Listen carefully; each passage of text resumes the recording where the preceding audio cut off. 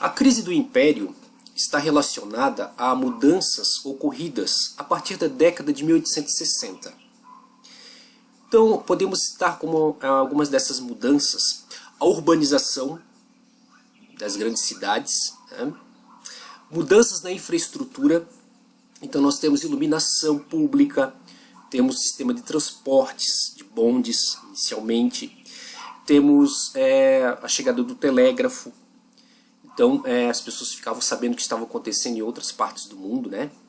Em bem menos tempo. Temos também o crescimento da população urbana. A população urbana cresce e começa a se diversificar. Novas classes, temos aí o surgimento dos profissionais liberais, médicos, advogados, jornalistas, comerciantes. Então, com essa diversificação urbana, há novas exigências, novas demandas, como por exemplo a abolição da escravidão, a exigência de ampliação da participação política. Então nós temos aí essas novas classes fazendo essas reivindicações. Temos também a província de São Paulo, que estava se tornando uma potência econômica. Os paulistas se ressentiam porque pagavam muitos impostos para o governo central no Rio de Janeiro, né, para o governo monárquico, e pouco era revertido para São Paulo. Então os paulistas, além de pagar impostos, também tinham que cuidar da infraestrutura da sua província, como por exemplo a construção de ferrovias para escoar a produção cafeeira. Então os paulistas começaram a defender o sistema federalista, um federalismo com alto grau de autonomia para as províncias, de modo que passaram então a defender o pensamento republicano, pois o federalismo, como defendiam, seria mais viável com uma república. Então nós temos a fundação do Partido Republicano em Itu, e os paulistas, né, as classes dirigentes da província de São Paulo, aderindo ao republicanismo. E também temos outra mudança, o exército, que depois da Guerra do Paraguai se torna uma força armada de importância e passa a se envolver na política. Os altos oficiais do exército passam a se envolver na política, no parlamento, passam a participar mais dos debates e também defendem um projeto de nação. Então, essas questões, essas mudanças todas, nós vamos analisar aqui. Começaremos então pela questão abolicionista. A escravidão passa a ser vista como uma prática, além de desumana, um obstáculo para um projeto de país moderno que se queria. Então começam a surgir associações abolicionistas, a discussão abolicionista entra no parlamento, deputados aderem à causa. Bom dia a todos. E nós temos aí somente o Brasil, bom dia, somente o Brasil e Cuba como únicos países do Ocidente a manterem a escravidão. Na época, Cuba ainda era uma colônia espanhola. Até que em 1870, a Espanha aprovou para Cuba uma lei que previa a liberdade para os filhos de escravas nascidos a partir daquela data e também liberdades para escravos com maiores de 60 anos. Então, a partir de 1870, com essa lei para Cuba, o Brasil se isola no contexto internacional como o único país a manter a escravidão. E aí então aumentam as discussões sobre a abolição, discussões na sociedade, no parlamento. E aí temos então, em 1871, a Lei do Ventre Livre. Foi aprovada então a Lei do Ventre Livre, também conhecida como Lei Rio Branco, porque era o presidente do gabinete de ministros nessa época, né? Então a Lei do Ventre Livre previa que filhos de escravas nascidos a partir de 1871 estariam livres, porém havia ressalvas. Tá? O proprietário poderia entregar a criança com 8 anos. Aos 8 anos somente ele entregaria a criança ao Estado, ao governo, para receber, bom dia, para receber uma indenização, ou esperaria o liberto completar 21 anos, para então alforriá-lo. E até os 21 anos o liberto trabalharia para pagar, né, pela sua liberdade. Então nós temos aí essas observações. E também o escravo que dispusesse da quantia necessária para comprar sua liberdade poderia fazê-lo, e o proprietário teria que aceitar. Além disso, a lei do ventre livre impunha restrições aos castigos físicos. Tá?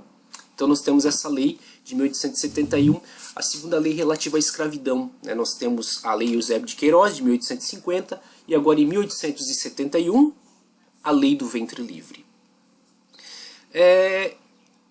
Um outro aspecto chama a atenção aqui, né? Nesse contexto de abolições, nesse contexto de discussões, a província do Ceará, em 1874, aliás, em 1884, os jangadeiros do porto de Fortaleza cruzaram os braços e não mais transportavam escravos. Os jangadeiros faziam transporte de mercadorias escravizados dos navios para o porto de Fortaleza e resolveram não fazer mais isso.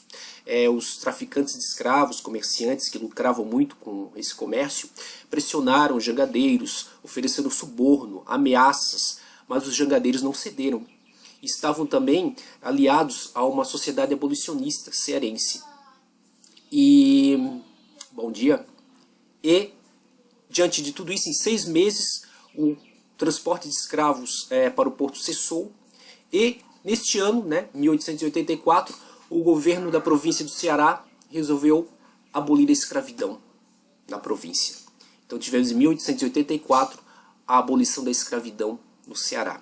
A Amazonas também aboliria neste mesmo ano, né, a província do Amazonas.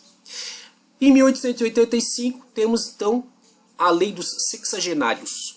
É votada então a lei dos sexagenários. Escravos aos 60 anos estariam livres. Porém, o proprietário teria a opção por receber uma indenização, ou o escravo ficaria sob tutela por mais 3 anos para trabalhar pelo seu pagamento. Então nós temos aí essas duas leis, né, de 1871 e 1885.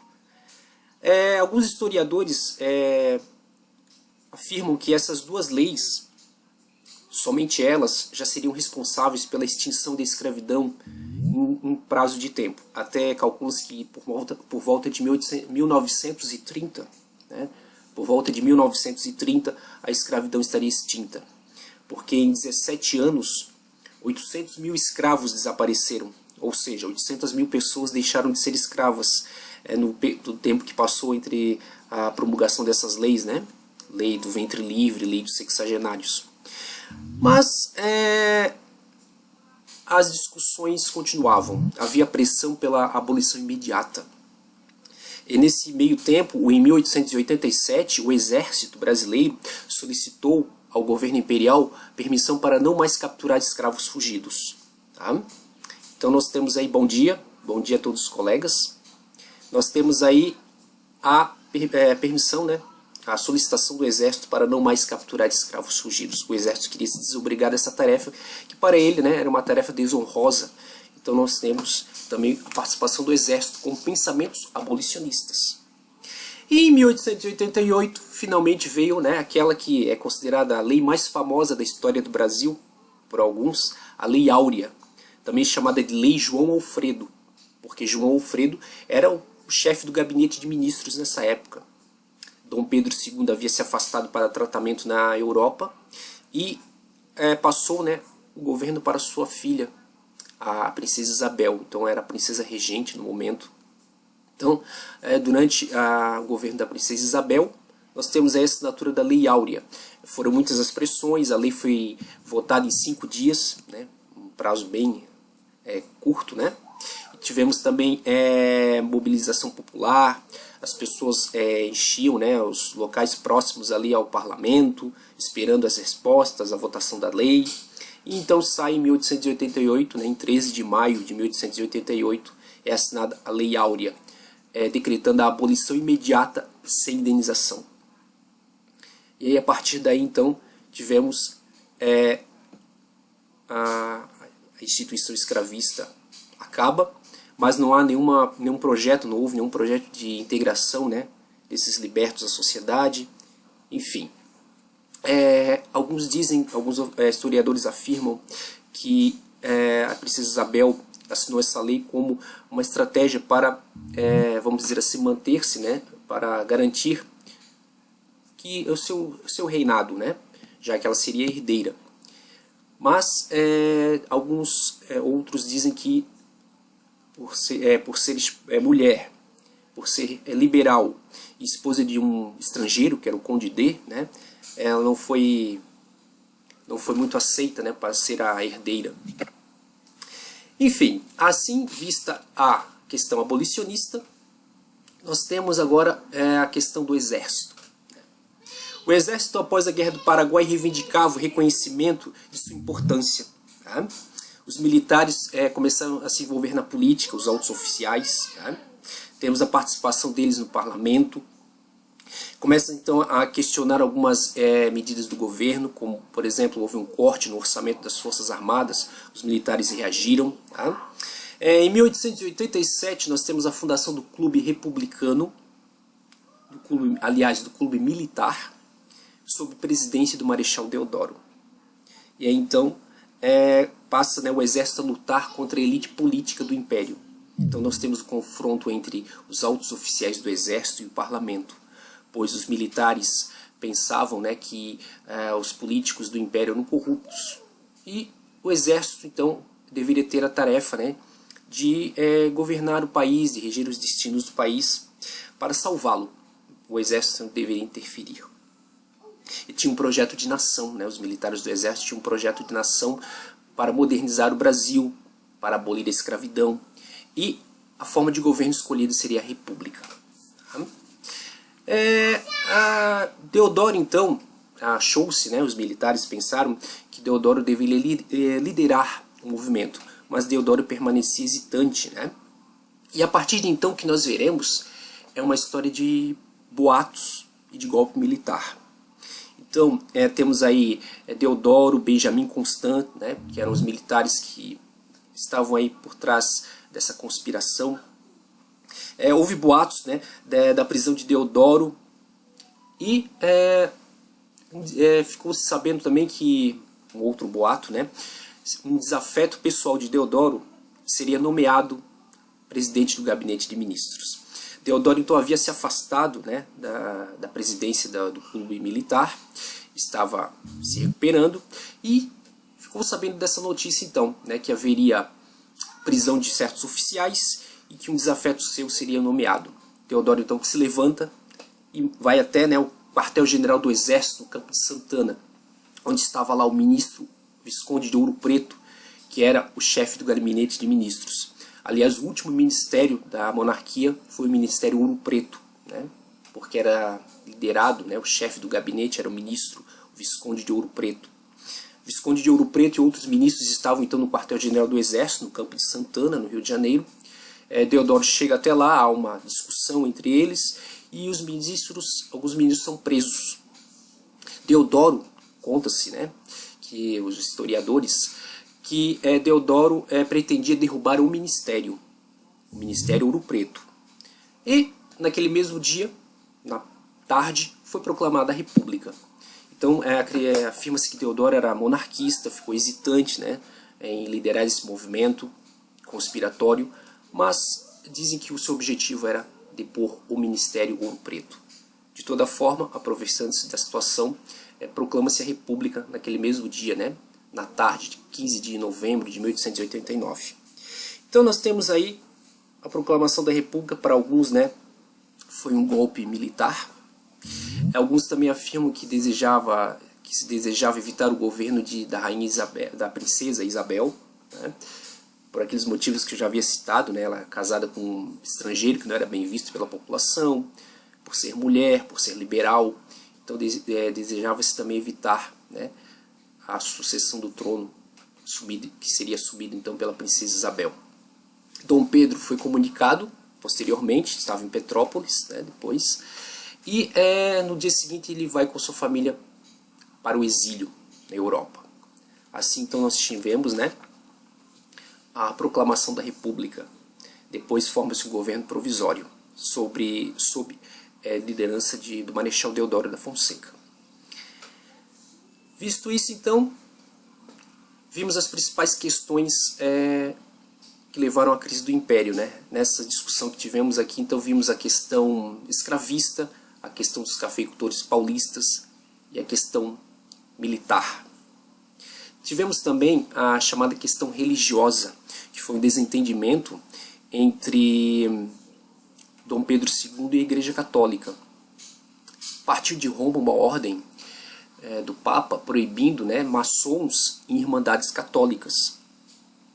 Os bispos, né, de Olinda e de Belém, seguindo esta ordem, esta bula papal, resolveram proibir maçons de frequentarem as congregações católicas. Dom Pedro, então, que era, vamos dizer assim, simpatizante da maçonaria, ordenou a prisão dos bispos. Então, após essa prisão, algum tempo depois os bispos foram soltos, mas já estava, né, instalada aí uma crise entre o governo monárquico e a Igreja Católica. Essa seria a questão religiosa. Tivemos também a questão militar, com o exército, e tivemos, né, a questão escravista. Aliás, depois da abolição da escravidão, em 13 de maio, tivemos, vamos dizer assim, né, com esta assinatura, os cafeicultores deixam de apoiar a monarquia. Então tivemos os chamados cafeicultores de 14 de maio, né, porque o dia seguinte à abolição eles deixam de apoiar o governo monárquico e passam a apoiar as ideias republicanas. Então essas seriam as principais questões que contribuíram para o fim da monarquia, para a queda do império e a proclamação da república.